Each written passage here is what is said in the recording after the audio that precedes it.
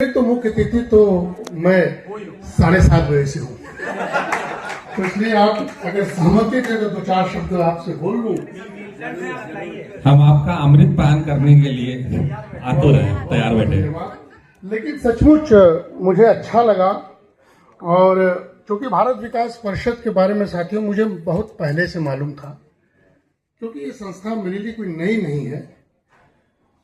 ये जैसा कि आपने मुझे मेरे हाथों में दिया भी है, हम लोग जानते भी, इसके कार्यों को हम लोगों ने बहुत नजदीक से देखा भी है। हृदय के अंदर का एक ऐसा संस्था है जो पूरे देश में है, और उस देश के प्रत्येक जगहों पर इसके कार्य, इसके सेवा, इसके संस्कार के गाथा गाए जाते हैं। क्यों न गाया जाए? स्वामी विवेकानंद के नाम से बना है, उनसे प्रेरणा पाके लाला हंसराय जी ने तो बनाया है। चाहे जब बनाया है, जब जन्म लिए थे उसके पूर्व इसका गठन हो चुका था, और जो संस्था या संस्था न करके इसको हम परिषद अगर कह रहे हैं, उसको स्वामी विवेकानंद की प्रेरणा प्राप्त हो, उससे बड़ा गौरव क्या हो सकता है। इसीलिए मुझे लगा कि इस कार्यक्रम में मुख्य अतिथि शब्द तो बेकार है, परिषद में परिवार ही सब कुछ है। तो मैं परिवार का हिस्सा के रूप में आपके समक्ष आया हूं। मुझे मुख्य अतिथि कहना, क्योंकि मैंने आहुति से कहा था मुख्य अतिथि लायक मैं हूं नहीं, क्योंकि यकीन माने जब मैं आया हूं तो केवल हमारे जो सामने कैमरा वाले, इन्होंने मेरी ऑरा को देखकर शायद मुझे प्रणाम किया। अदरवाइज मैं बहुत देर से पीछे बैठा था, आपको हंसते बोलते फोटो खिंचाते हुए अपना नाम ढूंढ रहा था कि कहीं मुख्य अतिथि हूं कि नहीं। नीचे देखा तो थोड़ा तृप्त हुआ, तो मुझे लगा नहीं मुख्य अतिथि हूं, तो आनंद भी आया। देखिए परिवार ऐसा ही होता है, और मुझे अच्छा लगा कि ये भारत विकास परिषद का जो शब्द है, 4 शब्द मैं आपको बता के बात समाप्त करूंगा। एक नीलकंठ शाखा अद्भुत है, महादेव की नगरी है। आज का पूरा समाज देखिए, और मुझे बड़ा हर्ष हो रहा है कि आप लोग बैठे हुए हैं और सक्षम और प्रबुद्ध लोगों का यह समूह है।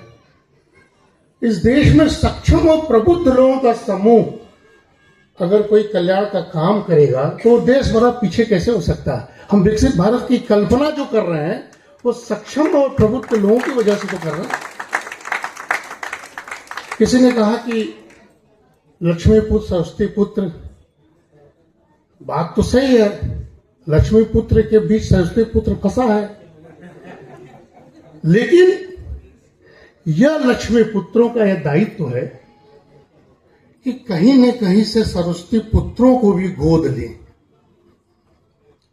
और इस देश में संस्कार विहीनता, नैतिकता का पतन, चारित्रिक पतन, पर्यावरण का संकट, परिवार का संकट, ये सबसे बड़ा संकट है। और जो आपका जो थीम है, मैं देख रहा था, मैं पढ़ रहा था, मैं जानता हूं साथियों, ये जो थीम है ये संपर्क, सहभागिता, सेवा, संस्कार, पर्यावरण, यही 5 तो दुनिया में नहीं है, केवल भारत में है। ये दुनिया में कहीं नहीं है। दुनिया संकट से जूझ रही है, लेकिन वही संकट भारत में भी अगर आ जाएगा तो दुनिया कोई नहीं बचाएगा, ये यकीन मानिए। आपने एक थोड़ा सा लक्षण देखा जंतर मंतर पर, कुछ भी हो, मेरा मन बहुत आहत था। मैं सचमुच कल से बहुत आहत था।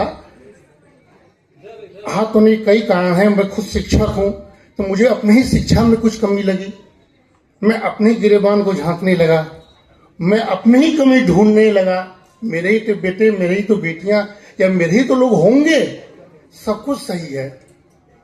तो कहीं न कहीं से मुझे लगा कि आज आपके भारत विकास परिषद में आकर मैं इस बात को जो बोलूंगा तो मेरी पीड़ा कम होगी। भगवान ने तो, नीलकंठ ने तो विष पिया था। क्यों विष पिया था? क्योंकि युद्ध हो रहा था। अमृत और विष के लिए निकला था मंथन, तो अमृत और विष निकला। सभी तो अमृत के पीछे भाग रहे थे, विष पीने वाला कोई नहीं था। विष मतलब संकट, वही संकट जिसके बारे में बात कर रहे हैं। महादेव ने विष को पिया, नीलकंठ कहलाए। ये सीखना है हमें, नीलकंठ शाखा है, ये सीखना है कि विष पीकर भी हम अमृत को बांट दें और हर हर महादेव के साथ इस काशी के भारत विकास परिषद को वैश्विक बना दें। यह हमारा संकल्प है। साथियों,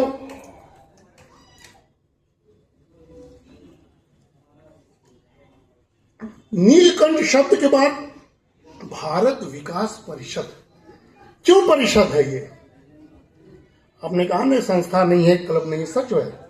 परिषद हमारा पौराणिक आध्यात्मिक ऋषियों मुनियों का शब्द है।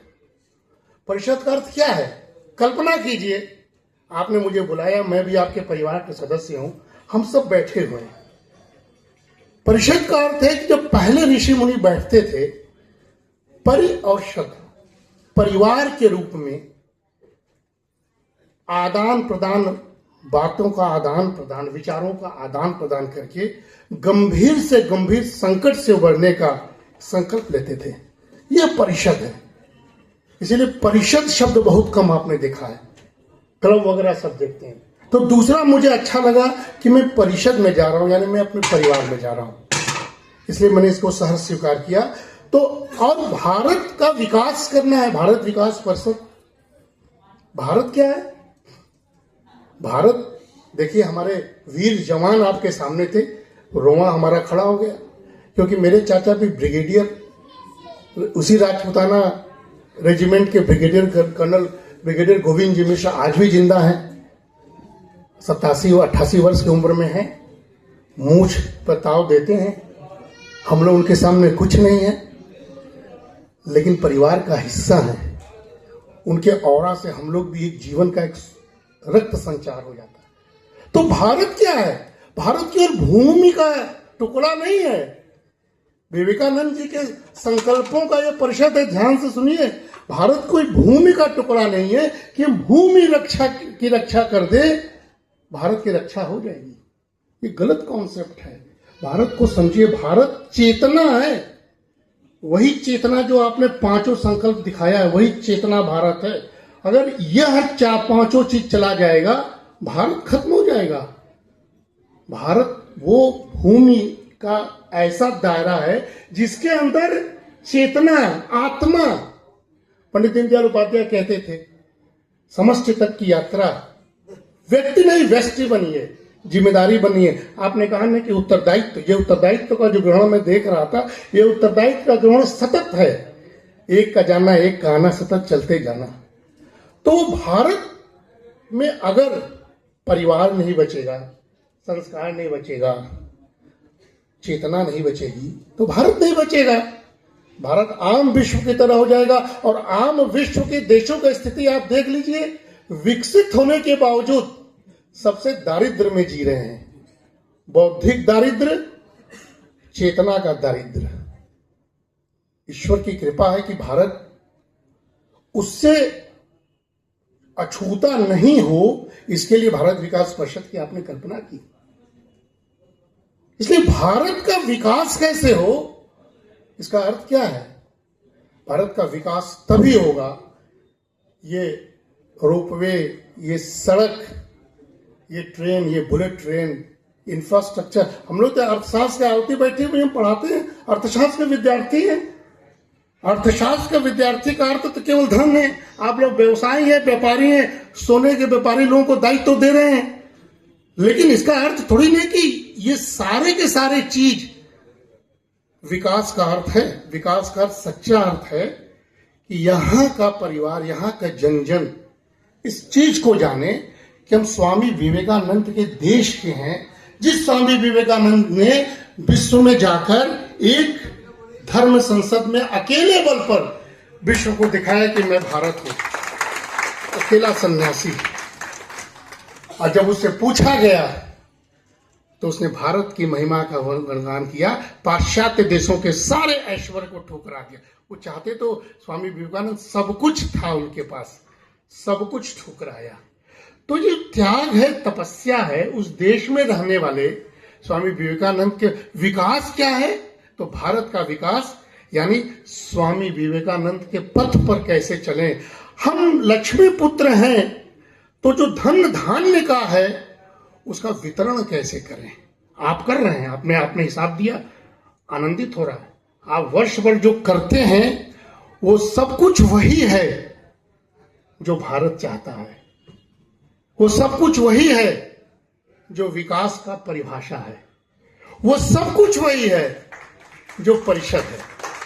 तो नीलकंठ शाखा महादेव की नगरी में अगर आप ये सब कुछ कर रहे हैं तो इससे आनंद का विषय क्या है। और मुझे अतिथि मत कहिए, मैं अतिथि होता तो मेरे अंदर सुबगाहट होती, बेचैनी होती, मैं जाना चाहता, मैं रहना नहीं चाहता।